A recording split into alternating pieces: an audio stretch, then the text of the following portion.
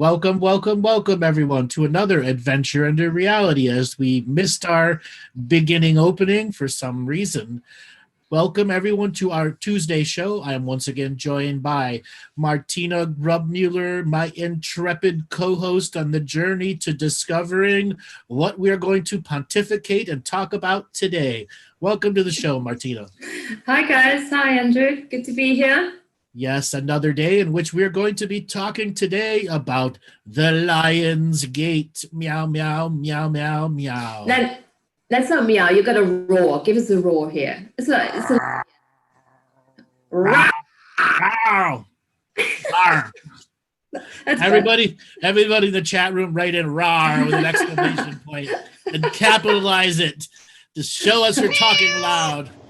Exactly. Thank you, Robert. Oh God, that's a good start, isn't it? Energies are crazy, aren't they? So it fits very nicely. So earlier, before when that 10 minutes before we decided what we're going to talk about, hint, hint, for those that are watching last week's show,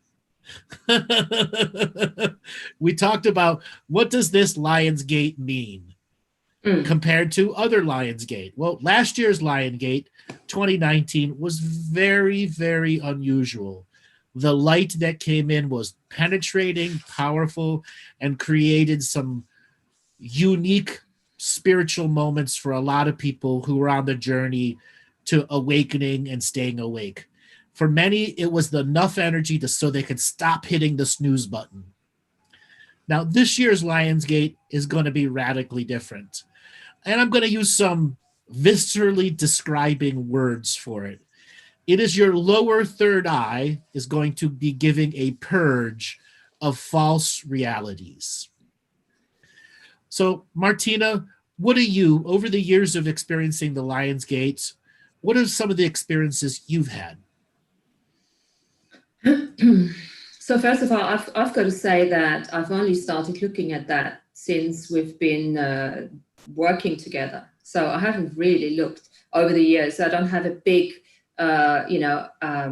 catalog of making comparisons, but there is what I can say is there's a huge distinction between this year's Lionsgate and last year's Lionsgate. I can perceive that, and this year is just extremely exciting, and I'm getting that there is a huge opening. We've got an amazing amount of cosmic energies coming in. And the people that have done the work are getting ready to actually make contact with the off-world species, if you wish, and they can actually start creating communications, proper communications with them as they start creating a reality bubble for those beings to come in and start communicating. Almost like creating a friendship, starting to create a friendship that is going to obviously continue over the next couple of years and beyond. Yes, and we were joking before that some of these relationships can become intimate, where you could become energetically pregnant with the energy of giving birth to a new off-worlder here. And you said that was possible. Yes, it is very possible. So ladies, watch out. And let's see how that stands in a court situation if you go through a divorce or something. So just watch out, make sure you actually, got enough advice on this one. That's right. Men, watch out too. Swollen legs are very tough to deal with. What? Shall we actually quickly say a little bit about what the portal is actually? Sure. All I know is very simple, is the alignment of the Earth, the Sun, and the star Sirius, and everything over the Giza Pyramid. That's very simplistic, what I know in terms of, and then that opens up. Now, there is a question, though, because lots of people say it starts on the 26th or something of July already and goes until the 12th. And I do remember you saying last year there was the portal was actually open just a split moment between the 7th and the 8th. So if you can say a bit more on that.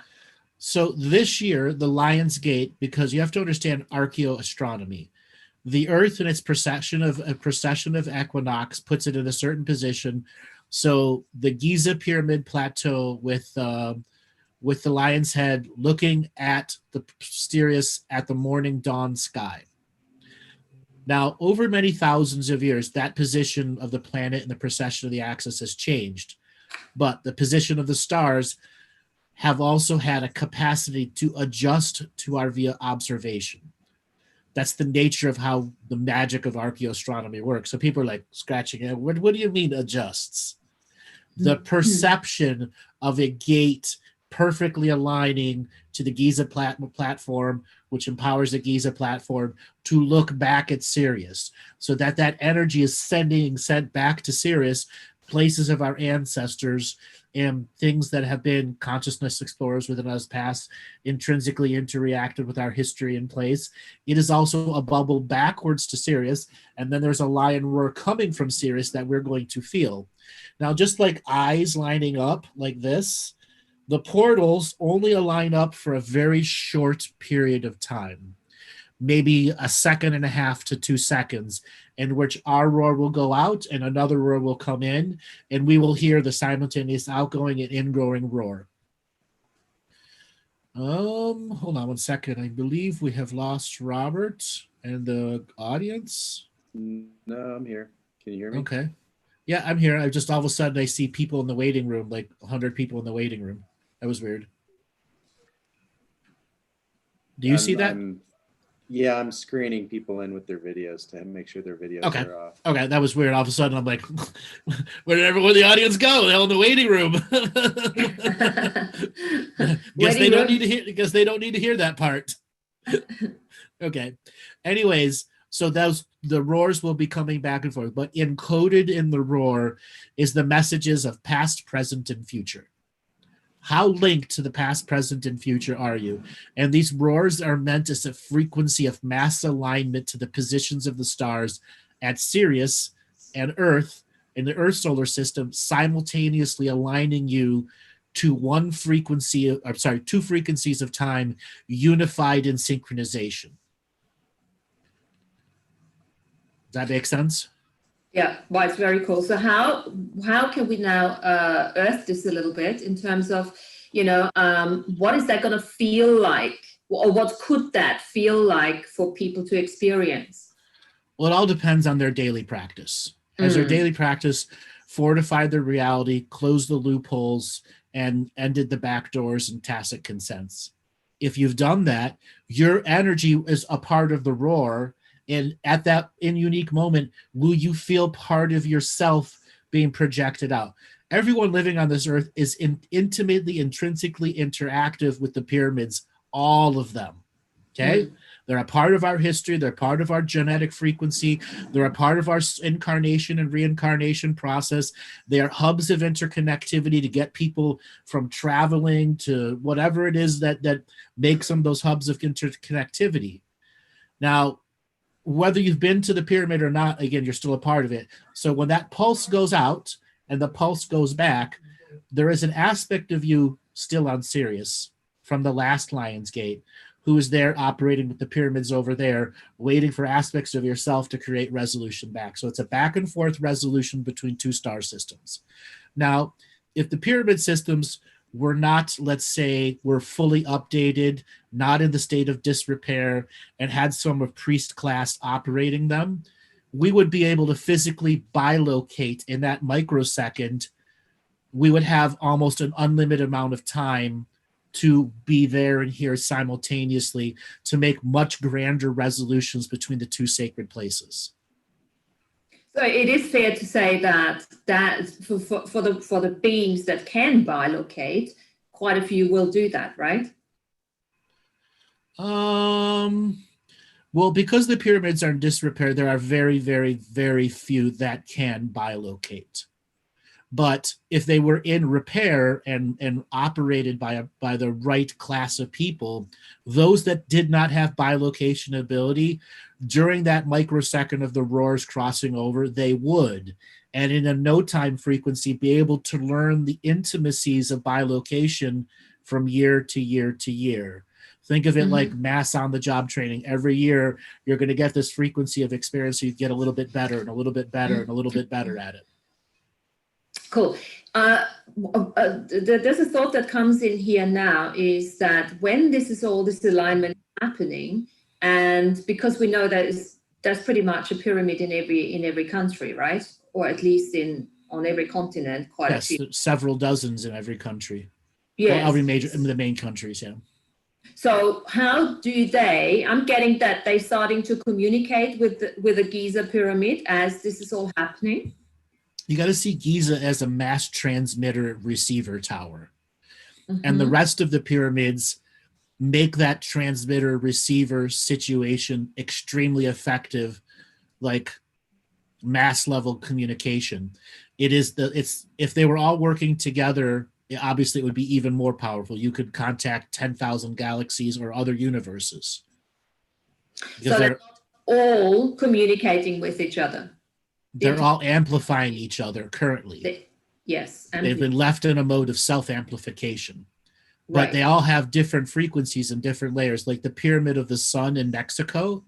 When you're not on a Lionsgate frequency and they're in alignment, and then the frequencies are modifying the Pyramid of the Sun, it actually acts as a giant circuit board that converts matter in one form to another matter. So it's a matter-to-matter transformation system. And then it allows matter that's been converted from one frequency to another to then be aligned to another solar system's energy, so that when it's teleported through the Giza Pyramid, it's as if that matter was created on that planet. Matter where it's created, or energies that are frequencies of matter that are transmuted from one frequency to another, have the signature frequency of the place that it was created on. And those create intrinsically greater values or lesser values.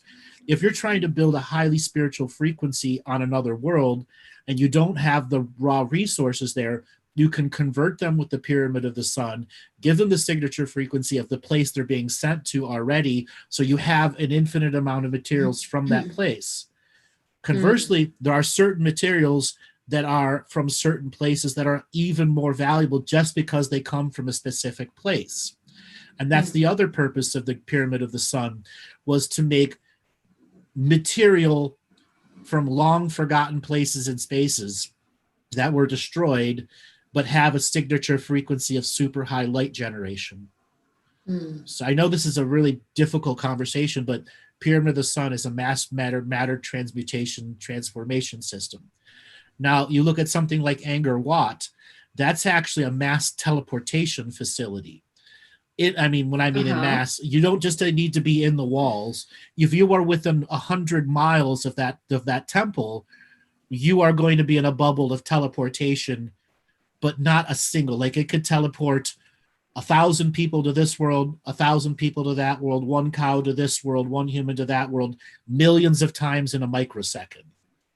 Yeah. Think of it, a mass hub of teleportation, or anything within that 100 miles can go directly to one single world.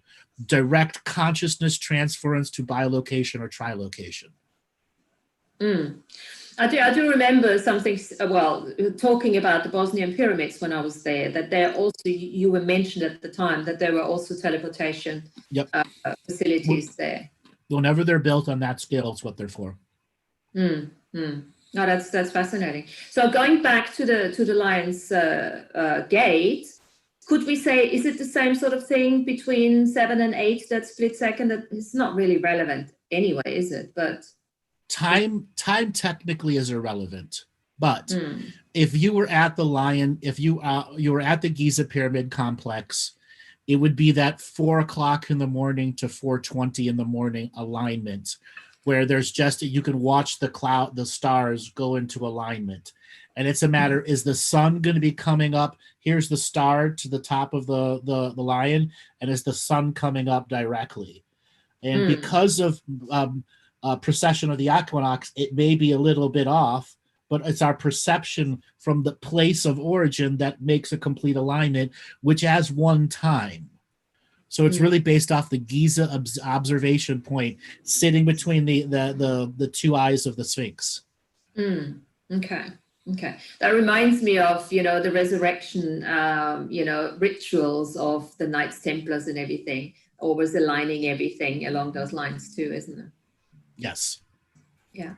It's very important. So if you are looking for the exact time, it's when the two eyes of the Sphinx are looking right at the dawn sky and the alignment to Sirius, which is when the roar goes out, is when that's fully in alignment. Yeah. But at the same time, there is a roar coming to us. So at somewhere between time and space, the two roars cross over.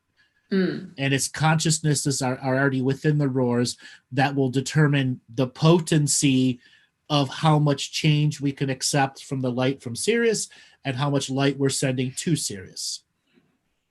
Okay, so, and the body will be part of that choice, how much we can take in and how much not, correct? Right. It's all about how much self-healing, self-nurturing, self-awareness, self-illumination, that journey onto greater exploration of the self. Yeah. So how much light capacity is there, free light, not messed up with all these old programs and conditioning, that we can actually start absorbing and activating our DNA and all that ancient coding? Correct. So you were saying early on, this is, I was talking about these guys, you know, coming in and stuff, but what is it that you're actually seeing? Why is it so powerful for you? Or what do you know? The Sirius Star System as a historical representation is very important to our world. And there are a lot of people who are waiting for resolution from the Sirius off-world energies that has not come. Not because the Sirian people are not trying, it's because they've made an empire in thousands of other worlds that has implemented similar concept to other places and spaces. And we happen to be a place that when they made these original prayer temples, they didn't truly understand they were prayer temples to false gods. They thought it was a way to control a technology.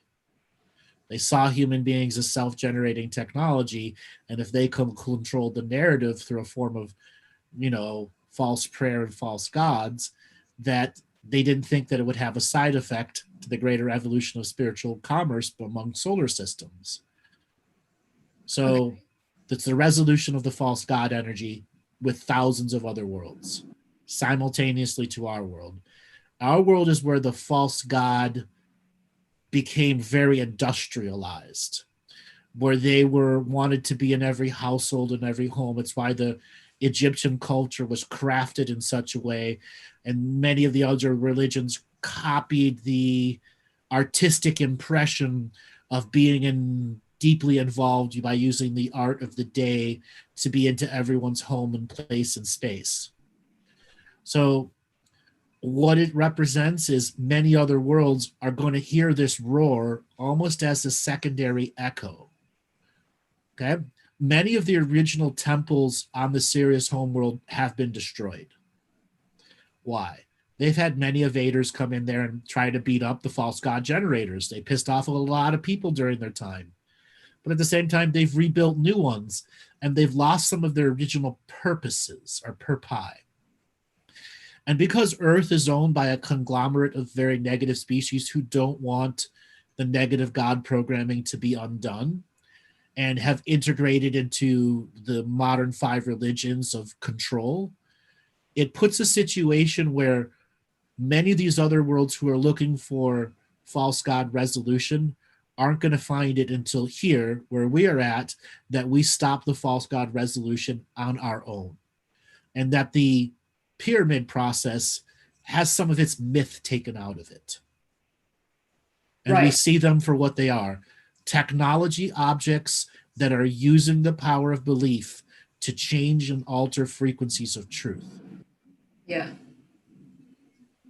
So, okay, so I love this because this is, again, Earth being the school, you know, we're learning so that we can become the multidimensional teachers, you know, for the galaxy, for the universe, isn't it?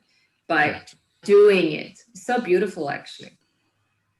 Yep. You know, because, you know, we often get so sidetracked thinking, oh, you know, they know everything because they've got probably more technology and stuff. But actually, you know, we have that wisdom and that knowingness and the experience, you know, I just want to say something on experience, because you said the other day, you picked me up on experience. We were talking about failure. And I said, that's just an experience. And I've been working with this. I'm thinking, what the hell? Why has he picked me up on this? I said, no, it's a perception. Now, experience has now taken on a completely different meaning to me, because failure is a perception, just like any emotion is a perception as such. If you misidentify it, it's just a concept, but the experience that you have with your body is real.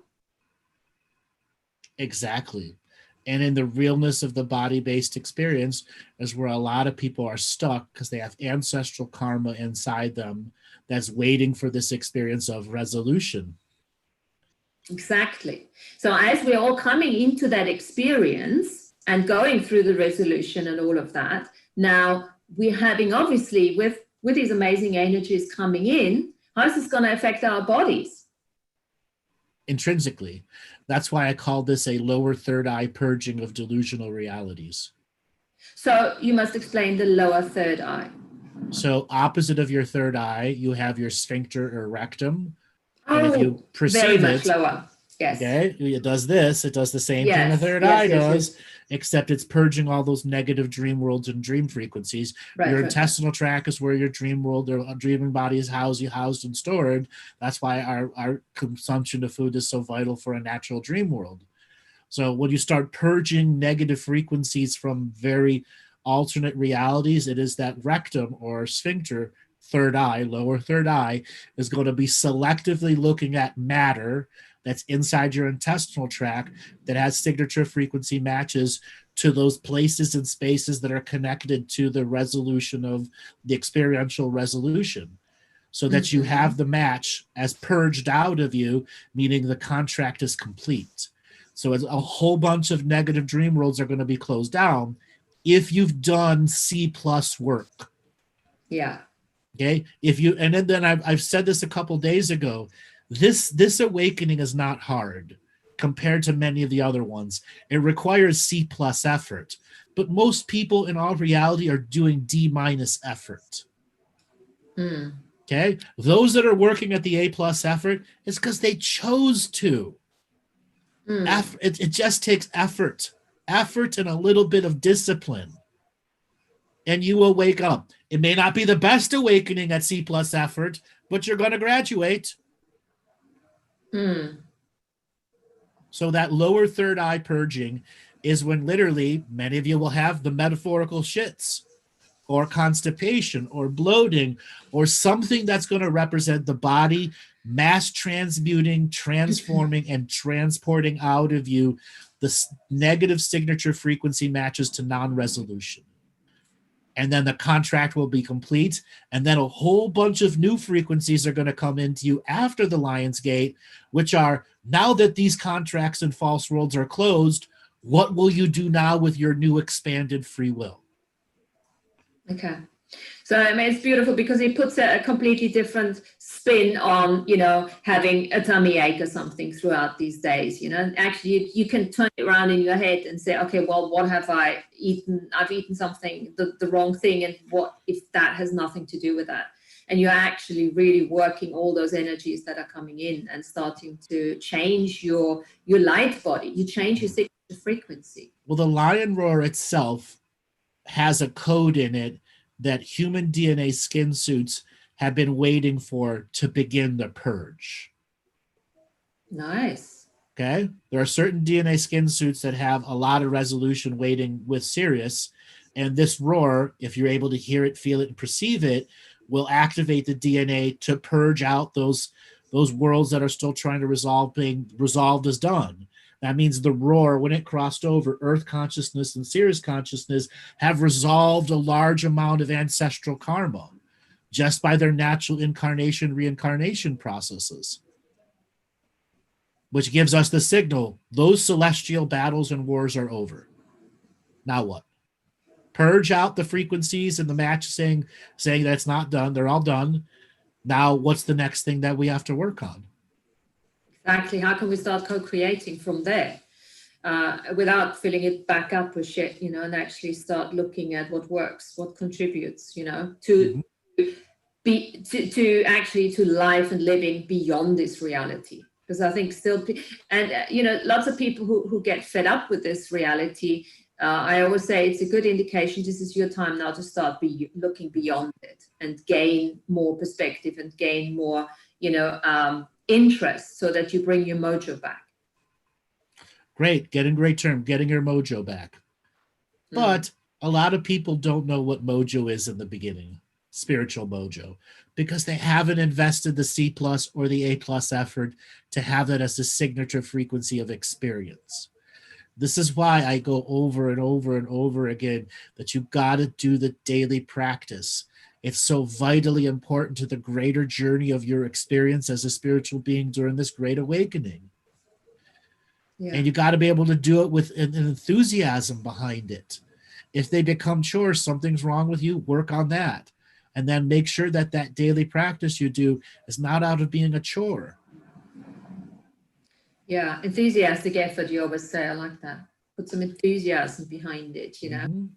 It's not a matter where you have to. Yeah. Enthusiasm isn't mystical. Discipline and courage are not mystical. They're choices. The more I get into this cleansing work and self-mastery and looking at all this, there is very little mystery in anything, to be honest. Exactly. Living the mystical life daily is understanding the nature of choice, which is the real mystical part of this experience. It's all about choice. And then the other mystical, I'm just thinking choice, and what else? I'm just thinking it's actually allowing yourself to go to the edge of unknowingness. That would be through choice. The mystical, through choice, where then the mystical, magical starts again, because this is the place where we can start looking for truths that we haven't yet created into some limiting belief. So true. Yeah. And then, there's nothing with having a belief system, because this is obviously how we operate in this reality. But there is then the level, there is a lot of inconsistency in some people's beliefs. And I'm thinking myself. I get, why are there people who have inconsistent beliefs? What are the general reasons why? Well, what I mean with that is, think about it. Let's say, for instance, I have a belief that I want to work in a real estate, as a real estate person, to show people houses. Now, I'm going for a job interview, and I have this belief that I'm so great and I'm going to get this, and everything will be fine. The universe is going to support me. Now, what I have forgotten, it's not me, it's somebody, long hair, greasy hair, hasn't brushed their teeth by the time they get to the interview, and they're not being chosen. They're not getting the job. And then it's like, oh my God, the universe doesn't want me to actually have this job. And I really thought I did, and all of that. And in reality, that's, for me, there's a flaw in the belief system, because if you believe that you can get that job, you can, but you also need to look at what is required. What do I need to look like in order to get the job? Right. And a lot of people don't want to fall into, I have to conform to this. Therefore, they delude themselves into believing other subjects that are real, that are not real about themselves. Exactly. But then it's like, oh, the universe doesn't want me to do that. It's almost like spiritual redirection. Oh, I need to do something else. Well, no, the only thing you needed to do was actually maybe wash your hair and brush your teeth. And believe in yourself in a different way and not delude yourself into a belief process. Exactly. And don't rebel against your own beliefs. That's another inherent problem with humanity and self-rebellion. For so many people, out of hundreds of lifetimes, rebellion is what saved them from boring lives, another slave life. And the soul nurtures and cultivates a rebel frequency in everybody, but ultimately that rebel is going to be self-defeating when it comes to the time of the awakening. Okay? So how can we bring this into this today's conversation about the Lion's Gate, Yes, this is powerful, and the introduction you gave was brilliant. There's lots of things I haven't heard before, and we all have to probably, transcribe and re-listen to it. And now the question is, how can you actually, if you have this belief that the Lion's Portal is powerful. You don't have to have the belief, but if you're here, you probably do. And then you have to back it up. You have to take out the flaws and the inconsistencies of that belief and actually do the work. Okay, but you're a refined practitioner, and what you just said has several steps into it that if you're not a refined practitioner, by perception alone, are very hard. And because you've been putting A+ effort in for many years, it seems very easy to you. But when we go back to the people who are stuck at C+ effort, what does it take for a C+ student to become an A+ student? So that they can truly understand how to implement your words, because your words are exact, correct, right, and will help people greatly refine their experience into goodness. But that jump from a C+ effort to just, I'm awakened, motherfuckers. I don't ever have to do this again. I did just enough to get out of it. It's just, and you know, there's this phrase that comes up at times, I can't be bothered. And if you take that phrase, I can't be bothered, and you put it on the one hand, and then, you know, you say, this is my belief that I can do this, and I trust, and I can't be bothered. It's not gonna, you know, it's diluting it. It's like, whoa, what are you now? Exactly. It's self-defeating. Bring those two things together and actually start, okay, let's do this. And it doesn't matter if you haven't started doing it in this lines, it doesn't matter. Every day is important. Right. And these energies are going to be around, right? They're not going to just disappear. They're not just going to disappear. The Lions Gate in a non-time frequency that anyone can. It doesn't matter. Every day is important. Okay, it comes down to balancing responsibility versus curiosity. All too often, curiosity leads people into responsibilities that they don't want, but are still in their reality because they're on this curiosity learning path that is constantly altering what they're responsible for. And when you don't truly know your base responsibilities, you lose who you are. Your consciousness and awareness is equal to your level of responsibility, and your level of responsibility is equal to your consciousness. When we go off the path and put the teeter-totter of responsibility back and forth, we lose the center of who we are and why we're on an awakening journey. Yes, and that I consider that fortifying morality. Right, fortifying the balance of the teeter-totter till it's no longer a teeter-totter. Yeah, yeah. Okay. I want to go back to C+ effort again. Mm-hmm. Everyone knows what C+ effort is, but there are some people out there that believe C+ effort is A+ effort. And how do we break that delusion? That will be a great gift to many, many people. The delusion that C+ effort, even though it's enough, is just acknowledging that I came here, did nothing, and I'm leaving. You didn't truly learn what you're supposed to learn in this world. I mean, how do you break the illusion? You just got to look at your life. You just got to say, does this feel light? Does this feel heavy? Am I happy or not? And if there's something missing, if you feel that there's something lacking, then you may want to add another grade to your effort. Okay. Understanding what C+ effort means. Your perceptions and your perspectives are limited at C+. You have to break the constraints of C+ effort and begin pushing your boundaries and your envelope until such a time you're so far beyond C+, you can learn what a B is. And then you make B your standard until such a time you can break B as your standard and become an A, until you break A as a standard and become A+. I liken it to following a diet. So many people who want to lose weight but don't actually follow the rules of the diet. Effort you put into it redefines your perspective and perception. Yeah, so that's the integration and the grounding. And I think that's another word, you know, which is particularly important in this energy at the moment that is so all over the place and so intense, that you stay grounded throughout all of that. At some point, self-challenge has to truly mean something to you. Am I challenging myself at a C+ effort? or am I going to challenge myself at the next level of effort? So C plus is no longer the fallback option. Because C plus is still self-defeating in the end. You are worthy of A plus effort. But, you know, it's one of those humanities traits where they actually have this weird fear going beyond, you know, surpassing their creation. Right. And or their ancestors' creations. I'll never be better than my grandfather who owned his own business. So yeah, there's a lot of programming in that, obviously. And also, I think I want to bring in here, you know, those are the people as well. They have been extremely powerful in other lifetimes and have made certain agreements and, you know, vows and all of that to never, ever do that again.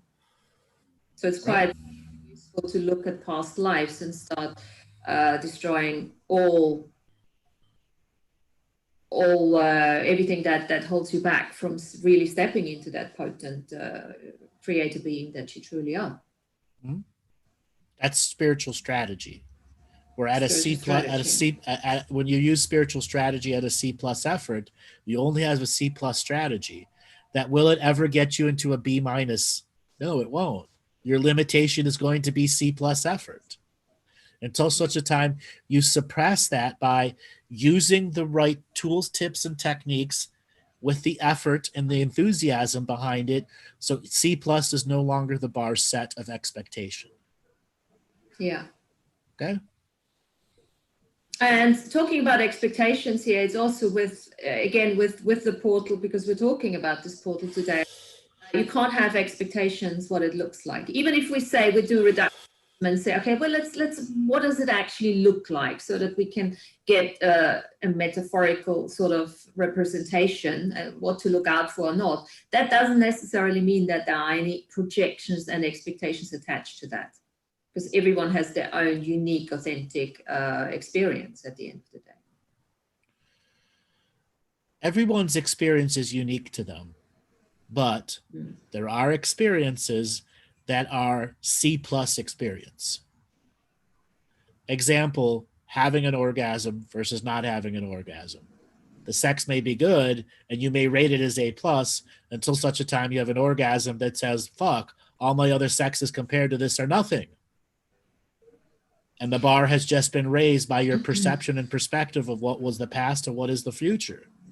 Exactly. And I no longer want to operate with a non-orgasmic sex.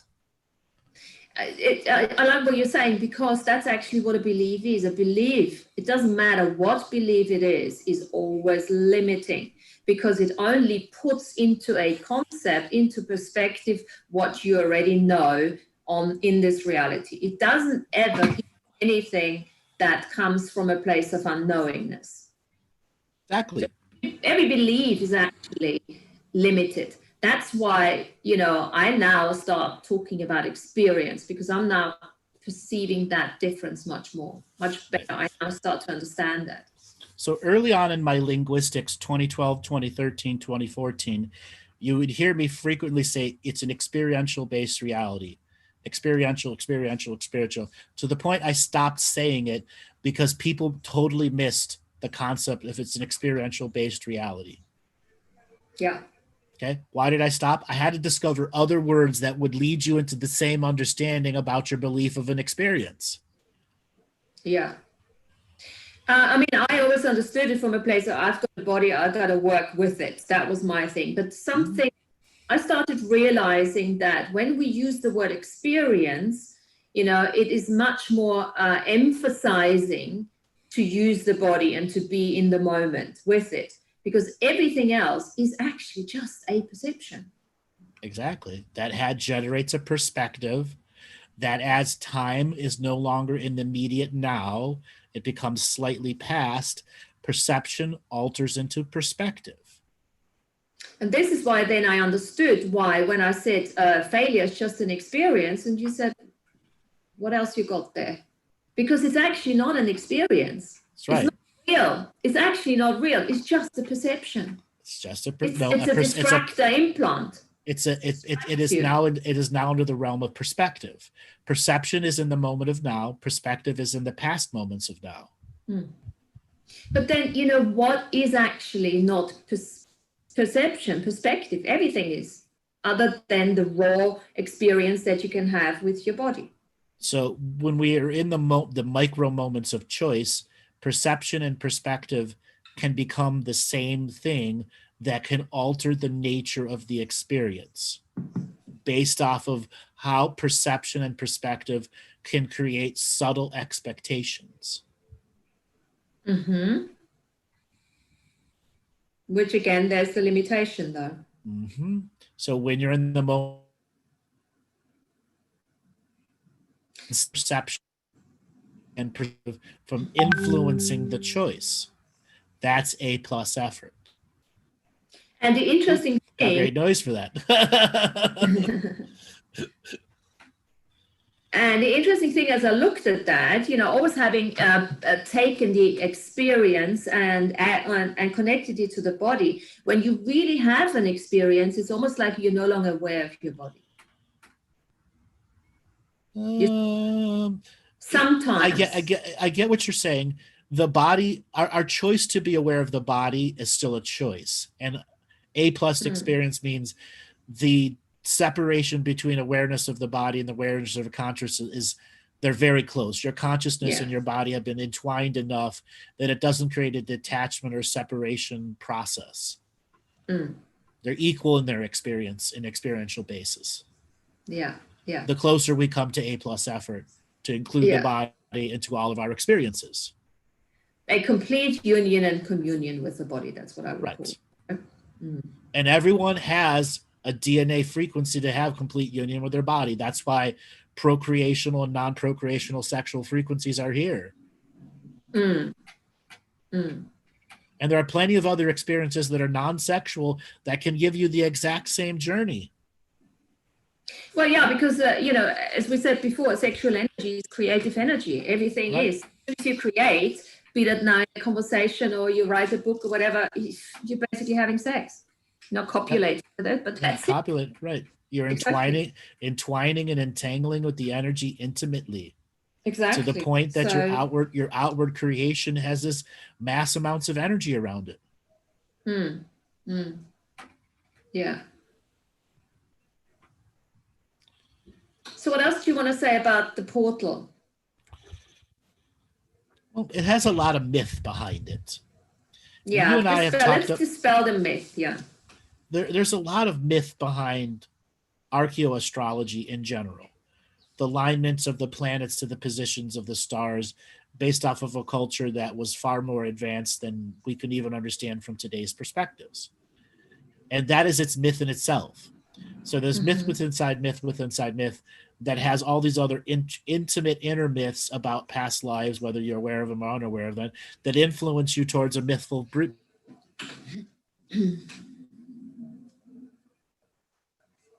Where's he gone? Temporary freeze. Is he frozen? Are we all on otherwise? Can you hear me?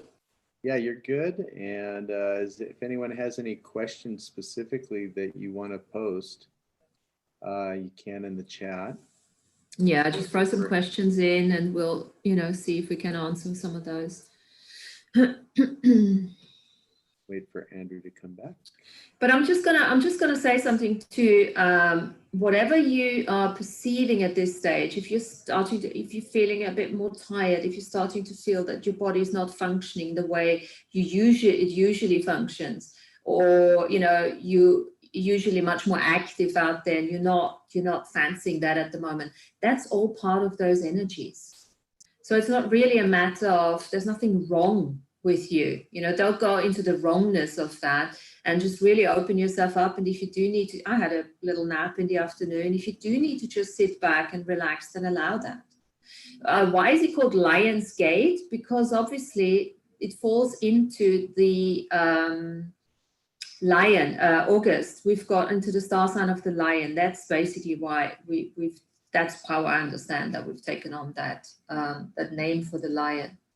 And also it's all about opening the heart. So that energy that is coming in now is really opening us up, if we're ready for that, if we're ready to receive that energy as it's coming in. And of course, in order to open up that heart space, we need to get rid of all the crap that's actually been, around it, and not allowing us to completely open up and receive those energies. So, question. Yeah. I mean, the thing is, it's clearing your field is a good one, actually. Choosing to be around people that are conducive to your natural evolution. Make sure that you're not spending time in certain terrains, in certain environments where you feel completely drained.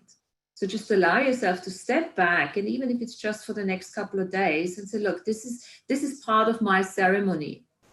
I mean, there's so many different sacred ceremonies you can do with this. I think, you know what? I think he's testing me if I can do the blah blah without him. Blah blah blah blah blah. No, I had a micro power failure here for a second. Okay, good. I did okay. So did you blah blah blah blah blah blah? I did. I said lots of good stuff, guys. So Lionsgate blah blah blah, Lionsgate roar blah blah blah blah, Lionsgate blah blah blah blah. All the blah blah blah blah blah blah blah blah blah. It's all frequency.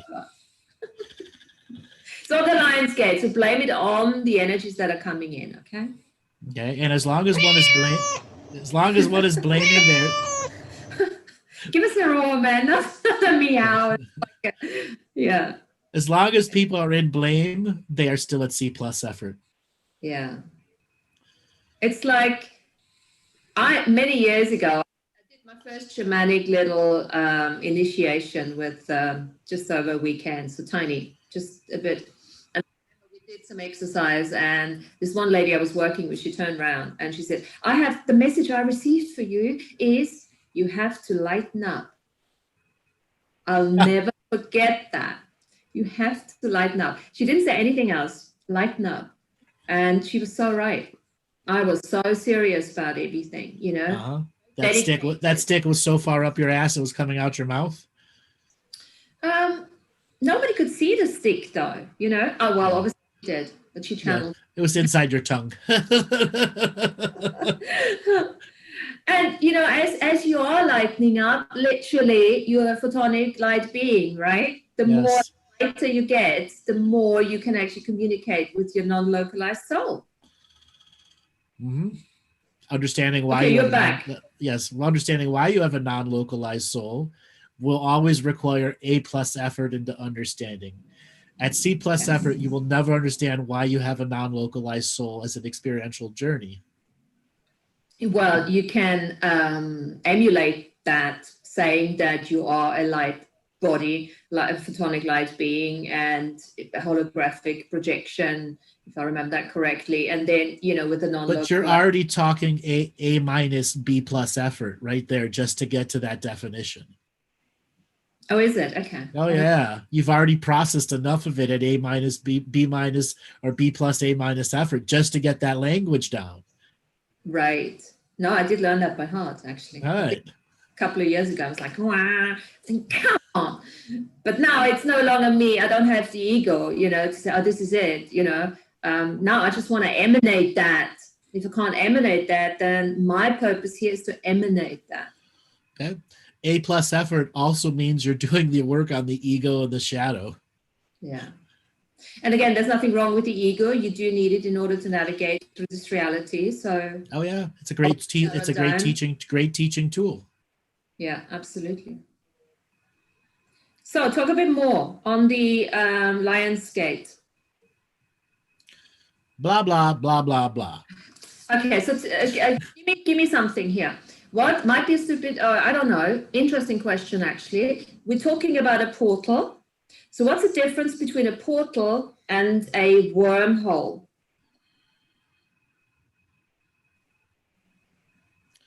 Good question. A portal has spiritual science behind its creation that is empowered by prayer from linear time, from the peoples and places and spaces who created the portal out of spiritual technology. A wormhole can be naturally existing without consciousness creating it through prayer process, through saving of spiritual energy. And then there are times that a wormhole can be used technologically without prayer systems or belief engines behind it to create long-term effects in nonlinear time and space. So technically a wormhole and a portal, it's about the conscious belief energy that's been put into it. And a wormhole is generally naturally existing. Though there are technologies that have learned how to create unnatural wormholes, such as dimensional drives that make a pinhole between dimensions, and that is technically a wormhole. Now, is a intentional wormhole drive destructive? It can be. It can allow the consciousness from one place in space and time to bleed through into another place, space, and time. That's why unnatural wormhole drives are very unwelcome in their natural use for societies. That's why when one race discovers another race and they're realizing they've discovered unnatural wormhole drives, they try to immediately trade faster than light technology for them, so they stop using that polluting-based technology. Okay. So is there by any chance when you look into do a reality read, or is that what you call it, reality read? Yep. Doesn't matter. Are there more of those around at the moment that this has come up? Well, because Earth has been under time travel war for a very long time, there are these naturally occurring rifts in space-time. The Bermuda Triangle is a place where these rifts just suddenly appear out of nowhere. There are certain portions of the high stratosphere where whenever there's a high amounts of aurora borealis energy, these gigantic rifts in time-space open up. And it used to be just a standard thunderstorm could have a massive rift inside it back 250, 300,000 years ago, where the surface of Earth had tens of thousands of very destructive time-spaced rifts inside the surface, which made the surface technically unlivable, because you could just walk into a rift portal and never know and not have any exposure to it, even with the most advanced technology warning you there's a rift coming. Would you also say with Earth being retrograde now that could have somehow... well, Earth being in retrograde has lowered the amounts of negative rifts, but it has allowed other rifts that were closed in the past to be open again, because certain rifts were closed long before the resolution they were supposed to create was created, because those rifts were closed because they were going to be doing damage to society in the past. But once they did that, they put the damage to the future society, once again creating an ancestral karma. Okay, but because I have been getting a lot of energy not a lot of energy, but sort of shielding advice. And I usually don't get information about to shield myself from anything. Well, once somebody's in a state of needing protection, there's a battle space given. We talked about this the other day. Yeah, we have. So I don't want to go into that, but I was just wondering, because obviously what's happening with this opening, and I was actually putting it to the awareness that with these energies are coming in, there's a lot of purging going on, and that is just an advice: stay away from people as much as you can. If you're going to use shielding, apply it to your own self, shielding yourself from your own self-defeating habit patterns. Yeah, that's a good point. That's a nice one to look at that. Okay. That would be, I didn't look at it. Instead of always externalizing the shielding protection, apply it to your own self-defeating habit selves. I'm going to shield during this time, I'm going to shield myself from my self-defeating parts and pieces that don't want me to use the Lion's Gate for my advantage. Yes. Perfect. Anything that doesn't allow that, destroy and uncreate. Absolutely, yes. I didn't make that connection, but that's actually it. I was surprised about what it came in. It's like, I can't be bothered is not an option. Okay. So that whole everybody understands I can't be bothered, that whole I can't be bothered energy, right? Yes. Why? Why can't you be bothered? Because there's a lot of answers when it comes to I can't be bothered, because it's a self-defeating habit pattern of I know it will do me good, but right now I don't want to do me good. Yeah, no, absolutely. And if now's not the right time, when is? And it's a lack of commitment. If you wish, you're not going to get away with that. It's that little back door that opens up occasionally until you put the lock back on. Mm-hmm. And then your self learns how to pick the lock. Yes. We've done it many times. We're all specialists in lock picking, isn't it? Mm-hmm. Or you lock the door and lose the key. Oh shit, I can never get on the other side now. Well, sometimes that's not a bad thing, isn't it? No, because we want to clear it out. But anyway. Okay. So a door is just a metaphor. We can uncreate the door and the lock.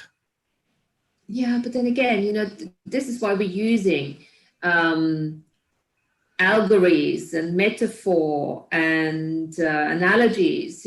We're using those when we can't say it in another way, or when we actually want to say it in a different way.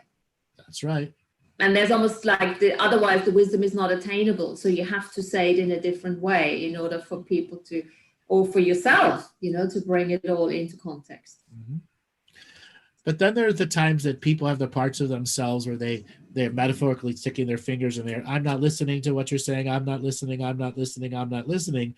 As the greater parts of yourself saying, man, change. You are listening to me, even though their fingers are in your ears. Yeah. To be honest, it has been a very interesting realization for me that people don't like change. I was never. They don't do well with it. They don't do well with it. I love it. For me, if there is no change, I get edgy and icky, I never realized that people don't like change. But there was one thing, and I think I coined that phrase, if I remember correctly. Awareness is change. Awareness is change. The more you raise your awareness, the more you change automatically, right?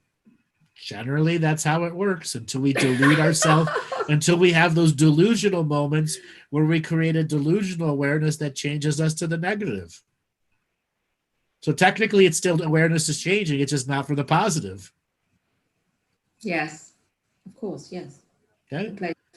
Yes. Okay. Identifying self-delusions are difficult because most of the time you had to talk yourself into believing it in internal and external dialogue over and over and over again until you believe something that wasn't real.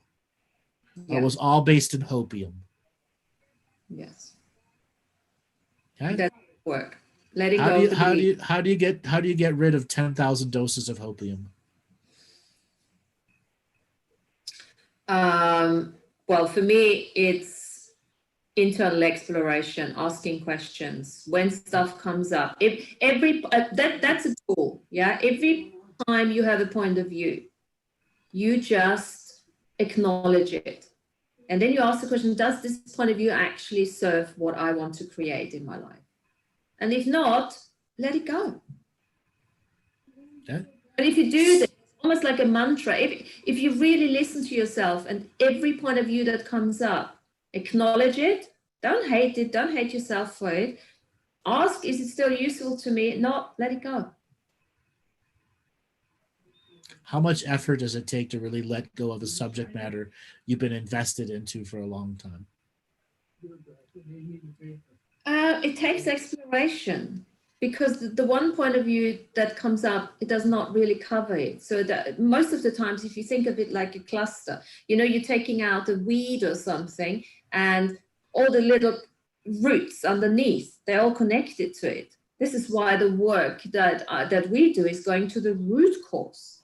I'm not interested in taking out that one little leaf up there. I want to go and see what actually, what's underneath there, and then start taking out those. Right. We want to look at the roots, and then the dirt that the roots are in that have nutrients that are feeding the roots to create an experience. so that we can alter the nutrients that's feeding the root, which is feeding the experience, which is generating the hopium we're smoking over and over and over again. Because in all reality, even if you've had 10,000 doses of hopium, you can get rid of every single one of them in one honest, truthful moment where I can't go back to that. Exactly. I cannot go back to empowering a subject matter that is always in tomorrow and never in today. And what I'm finding is with myself and the work I do is if you take out the root cause, if you take out all the attachments, it changes automatically, and you don't have to need anymore to do it. There you go. It is as simple as that. Yeah. So I want to take a moment here we've got a whole bunch of people in the chat room, and I want to talk to you about smoking the hopium. Whether you're a Trump supporter or not, whether you're a political person or not, we all have to go through an admission of truth right now. There's a lot of hopium pipes being passed around about the next 3 months. Okay? And what can we individually do to say no to the hopium pipe for the next 3 months? Okay? A lot of you who are addicted to Facebook, a lot of you who use your social media this. I made a statement 2 Fridays ago on the Friday night comedy show. Facebook wall lives don't matter. Your Facebook wall means nothing in the greater change of humanity, nor does it mean any individually thing to you. Your Facebook social justice warrior wall is just smoking hopium right now. If you're a Q supporter or a Biden supporter or any supporter that's not choosing you as your own faction and fractal faction self first, you're smoking the hopium of others. So, Martina, let's help people understand what they can do to disconnect from the information avalanche that's going to come to them in the next 3 months. That is only there to distract them from their greater awakening. And it's avalanche after avalanche after avalanche of, look at me, stop doing your own inner work. Well, of course, it's all a choice, and choice number one is obviously disconnect, unplug from all the social media, not all the social media, but reduce it. If you use it for business, and take yourself away from it. Give yourself more allowance to work with yourself. And, in nature, go into nature. Nature's the thing, really. As soon as you go into nature, you start connecting. Make this Lion's Gate your determination to get out of being a C+ student, and for the next 3 months, strive to be the B-, the A-, or the A+ student in effort. There's something I did last year, and I pretty much scheduled the whole year for it, and to really commit to getting out of old habit patterns and commit to myself I was working on not being a teacher, but just doing stuff for myself, just me, nobody else. And I started doing Kundalini breathing exercises. And they are quite intense. They can be up to an hour if you wish. And you're using a mantra, and you're using at times, you're using your body, a mudra with it. Because I needed something. Normal meditation didn't work for me because my mind is just too busy. There's too much going on.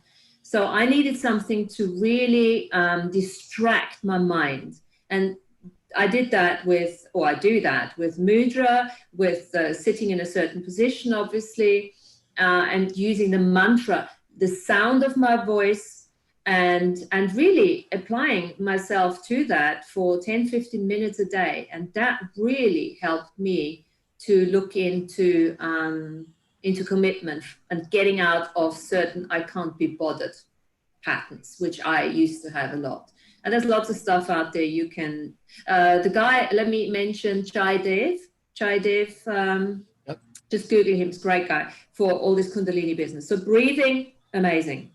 What else we got? Oh, journaling. journaling, chronicling your journey.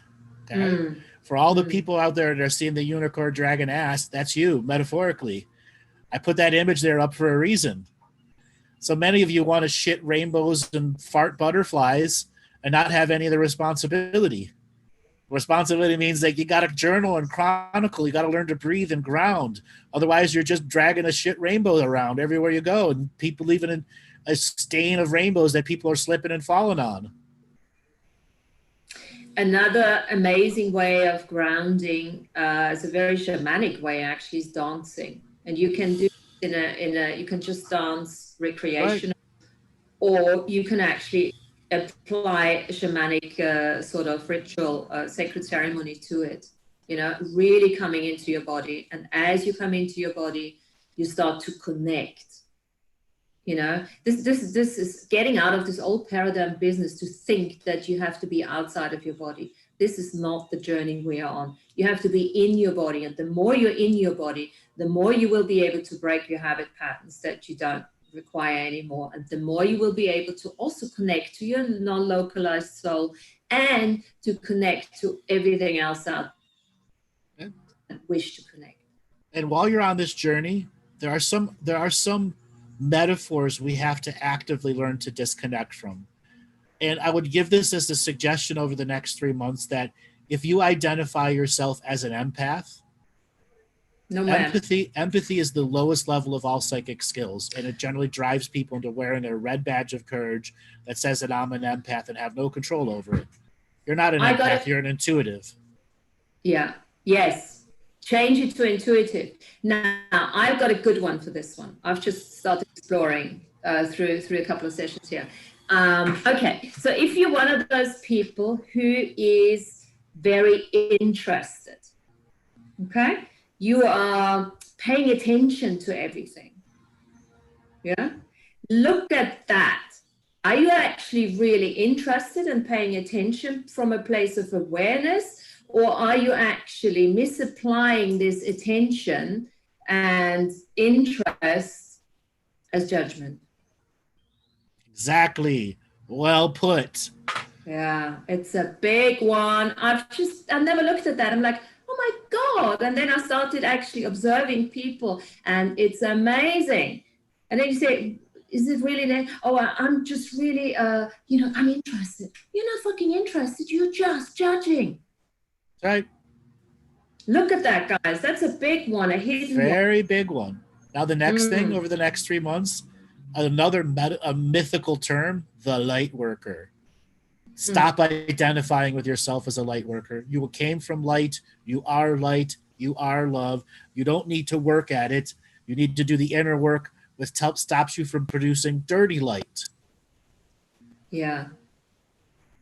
All too often, people identify with light workers and then immediately become martyrs. Yeah. You're not somebody else's light mechanics where they come up and put up the hood and change the light oil. Okay? Stop identifying with a light worker. Stop smoking the hopium that's being offered to you as a pipe of disinterest into the rest of reality. I'd almost go so far to say it's like if you use the term, you're actually entangling with all the misappliances and all the crap and all the confusion and that's the thing. Exactly. You're attaching all the myth, negative and positive to it. So disentangle with being an empath. Call yourself an intuitive over the next 3 months and see how your very perspective of everything changes. Okay? The next time like the intuitive, the next time a hopium pipe is offered to you from whatever the subject matter is, just say no. No is your choice and your sovereign right to say, I'm not smoking the hopium, because the hopium takes you out of the moment of now and always leaves you in tomorrow. And tomorrow never comes in the moment of now.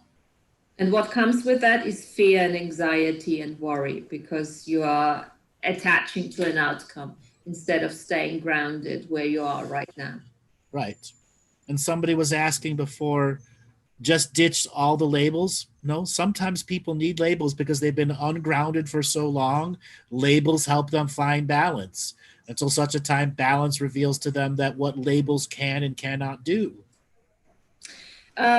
Yeah, you can use labels, you can use definitions, you can use all of that. I mean, look, we're using this reality. We know it's pretty fucked up on so many levels, but that doesn't mean you can use a label, but you don't have to buy into the energy of it. Okay. It's the same way you can state your awareness very profoundly and potently, but it's not a judgment. Because you're just saying what you're saying, and it comes from your inner authentic truth, and you're not judging anyone with it. So there's a difference between awareness and judgment, and that is the emotional. What's the emotional impact? And that emotional impact is how perspective alters your capacity to accept hopium in your life, or to accept something else in your life that will ultimately take away from your greater self-determination process. And there's something else, because for me, what keeps coming up is control, and hopium and control is such a contradiction, isn't it? Because you're actually trying to control matters, yourself and whatever, through smoking hopium. It's actually not working, because it takes you out of control, hopium, doesn't it? In a way, it should really. Make you sort of dizzy, but actually it's not. So there's a bit of a going on. I want to thank Danny in the chat rooms. Hi, I'm Danny, and I'm a recovering hopium addict. A lot of you can really stay that every day when you wake up, or every time you're going to log into your social media entering, hi, my name is blah, blah, blah, and I'm a recovering hopium addict. And you will begin to see your Facebook wall, your social media in a totally different way. That's a good one. Okay. Yeah. Hopium destroys choice.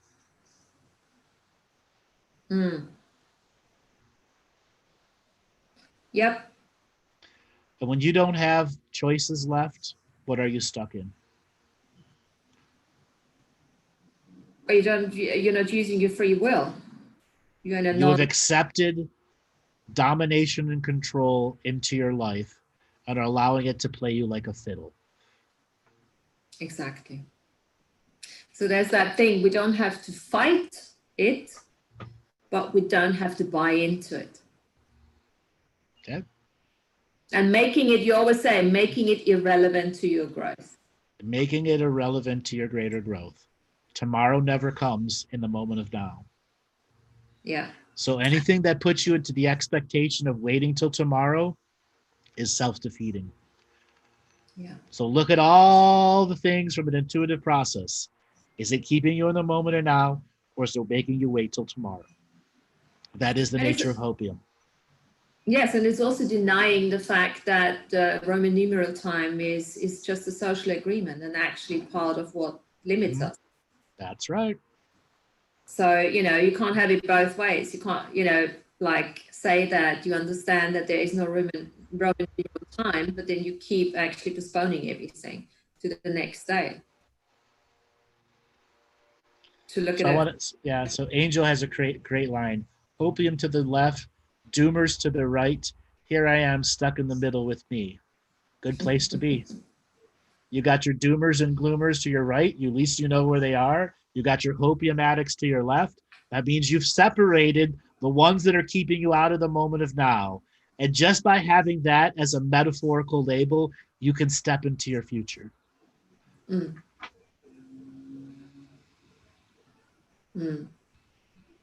sometimes you have to take a step back in order to see it all. That's right. Taking a step back in the journey to awakening is not a bad thing. It's not a bad thing at all. It gives you a different perspective at times, yeah. But all too often, those C+ effort people, a step back puts me into C-, where there's no more effort. And then you're run by the world. Yeah. No, stepping back is probably what I'm saying is do something recreational purely for that. Right. Even at C+ effort, you can have a recreational experience that puts you into A+ effort. Exactly. So you see, there's no like you have to stay linearly in this one. It can happen like this, depending on how much the effort and the experience create, right? Okay. All too often, I end up having a show where I ask a person, "What do you do for fun that isn't spiritual?" Mm. And they don't have an answer to that. That's because they've become obsessed with spirituality. I'm going to ask all the audience right now, how many of you are truly obsessed with your spirituality? Answer it honestly. Okay? A lot of yeses. What can you do to stop obsessing about spirituality? How do you stop an obsession? How do you stop an obsession? Yeah. First of all, look at what at the value of it, because everything has a value, as you know, ridiculous it might sound, and then see what that value is, and then see how you can replace or add something to your life that could, you know, fulfill whatever's lacking, so that you can then let go of the obsession. Mm-hmm. And then allow it to be a natural part of your patterns and growth instead of a forced experience. If you're obsessed with spirituality, you're forcing the experience and thus defeating its greater purposes. And I really want to say this again. So if you do go, often when you go into obsession, it very often is because you are a compulsive creator and you need to add something to your life to get yourself out of that focused obsession. Different areas in your life. Add activity, add different types of exploration, cooking, for instance, you know, start cooking, or, you know, obviously use the body, do your physical workouts, cycle, all types of stuff. That's often a very good idea. There's so many ways to get you out of the obsession, but you have to recognize the obsession in the moment and identify that I'm forcing an experience. Yeah. And begin to learn how to stop forcing the experience and allow natural enthusiasm to grow inside you, like a fire that started out with just a little matchstick that got a little twig going, that started another thing going until you have a nice little fire with a coal bed there that will go on and on and on and on and on. And you know, if you find yourself being obsessive about spirituality, you're probably obsessive in other areas in your life too. So that's a good general statement, but there are a lot of people who become so obsessive with their spirituality and change that they never actually stop and process what they've done in their spirituality. And then they're stuck at B- effort, even though they believe they're putting in A+ and A+ and A+ and A+. So how much of control comes into all of that? I would ask the question, what is it that you surrendering to the experience of the actual experience?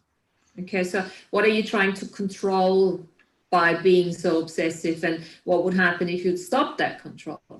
Right, and then uncreated the need to control. Okay. And what then comes up most of the times, this is almost like we're running a session on a collective. it's like the trust, the self-trust comes out. I don't trust myself. Right.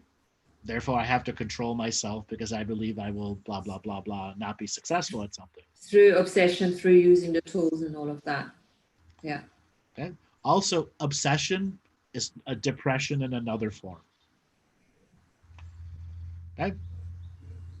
If you think about it deeply, obsession is depression in another form. And it's sometimes also a running away from. From something specifically, actually. It's like a cover up. It's a true cover up. It's a true cover up. The obsession is the depression.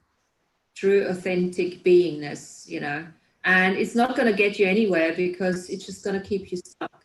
From that space, from that obsessive space, you can't create. Or you get stuck creating the same thing over and over and over again. And after a while, it has zero Well, fulfillment. exactly. And after a while, it has zero fulfillment to you. Yeah. Yeah, it's interesting. Okay. Suppression is also depression in another format. When you're suppressing your spiritual evolution, there's a depressed part of you who's suppressing you. Yes. And that usually comes from emotional trauma that has not been looked at. Exactly.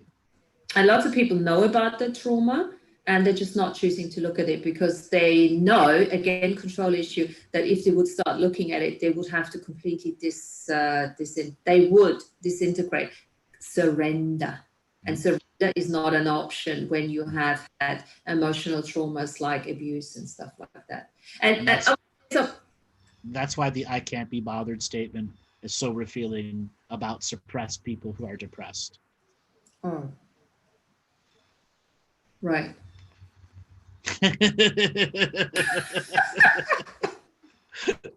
Suppression, obsession, depression, and suppression are the same thing. Yes. Okay. Okay. Now, shame, blame, and guilt directly relate to depression, obsession, and then regression. Yeah. So does fear, anxiety, worry, hurt, regret, all of it. At the end of the day, I was gonna say something to that, which I forgot now. Anger, same thing. Where you can use any emotion, right? For that, for depressed. As your judgment to be angry. Okay. What is anger? What is anger? Oh, for me, anger is refusal to acknowledge your potency. Okay. It's also anger and yourself. rage and anger are one and the same. Just rage is at a higher frequency. That isn't positive. That's very destructive.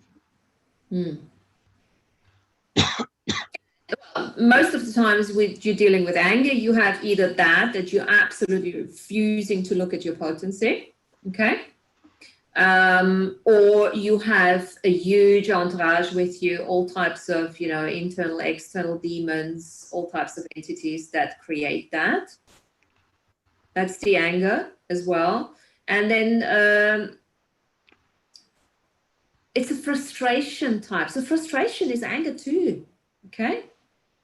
So it can easily become anger when frustration boils up a lot and you don't do anything with it. Sarcasm is anger. Yep. Some people who are sarcastic, just stand next to them. It's like sharp knives, chuck. It's funny. It's not fucking funny. They become the suppressor. Yes. They become the suppressor and the aggressor at the same time. It's when a bully becomes the bully, right? Exactly. So so it's quite interesting to look at it. Anger is not just anger, look at all this. Sometimes impatience can be associated to anger. Absolutely. Impatience and anger go hand in hand. Exactly. What happens when you lose your patience? We blow up. Well, yes, exactly. Okay. So Martina, so it's at a time where we want to give people homework. Okay. We've talked about a lot of things in this show. And the homework is transcribing this show.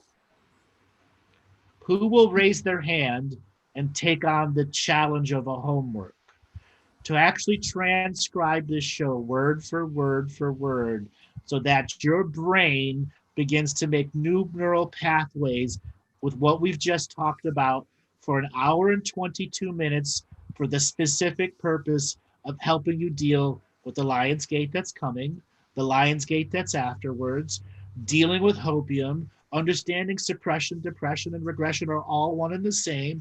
All of the great lines and one-liners both Martina and I have had for you to begin to implement into yourself over the next 3 months, where information overload is going to be coming at you like avalanche after avalanche after avalanche. And this is not asking someone to give you a transcript. It's you actually transcribing the show out of A+ effort. And it's going to be an A+ effort. Trust me, I've transcribed shows. It's going to take you some time. Okay. And what do you get out of transcribing the shows, Martina? Unlimited benefits of that. It takes me a long time. You have to go back and forth and back and forth. And you will find that, especially in the beginning when Andrew was talking about the first half hour, talking about the Lion's Gate and everything, because it's not a familiar subject to you to start off with. You came out with a lot of nuggets there. And then you've done that. And then once it's done, you feel, first of all, good. And then you can't remember anything you actually transcribed it. And then you print it. And then you start reading it. And then you put it next to your bed and you keep reading it. Not on a daily basis, but whenever you think, oh, I haven't read. It's amazing. It's amazing. And then you might even want to record it. Okay. Sometimes I record it, or at least bits and pieces you choose. And then I listen to it because, it's coming through my own authentic voice and it's a different way of perceiving. That's A+ effort. Thank you. So the challenge for everyone. What do you call the students? Yes. The annoying ones? Yeah. I've never been one of those. Yeah. The challenge is you experiencing the signature frequency match of A+ effort. Okay? That's your challenge. That's your homework. Right now, we're at 1 hour and 24 minutes. Right now, that'll be about 10 to 12 pages. Okay? And don't forget to transcribe the blah, blah. Okay? We did a lot of blah, blah. We did a lot of blah, blah. Blah, blah means a lot. Okay? Very important. Yes. Okay? Yes. Okay? And some of you are asking, well, do it by hand? Whatever is simplest for you. Until such a time. Honest. Okay? Most people go right to the computer and go back and forth, stop, pause, rewind, stop, pause, rewind, stop, pause, rewind. Okay? So now that you have your homework, in 3 months from now, I'm going to ask, or a month from now, or a week from now, I'm going to ask who's actually transcribed it. And then I'm going to ask those people who has stood up and said, I'm saying no to the hopium. Because in the next 3 months, each and every one of you have an opportunity to advance your awakening 10,000-fold if you stop waiting for the avalanche, stop connecting into that frequencies that is there to just greaterly distract you, invest into yourself, self-healing, self-nurturing, self-discovery. Stopping the obsession, recognizing the obsession and depression are one and the same, and beginning to deprogram yourself of these self-defeating habit patterns that put you back to smoking the hopium pipe that is forever and tomorrow and never today. Now. All right, Martina, this is the end of the show. Why don't you give a way for people to get a hold of you, and you have your Wednesday shows that you want to invite people to also. Yes, I've got a website, and my website is www.syncholistic.co.uk, where you can book sessions with me.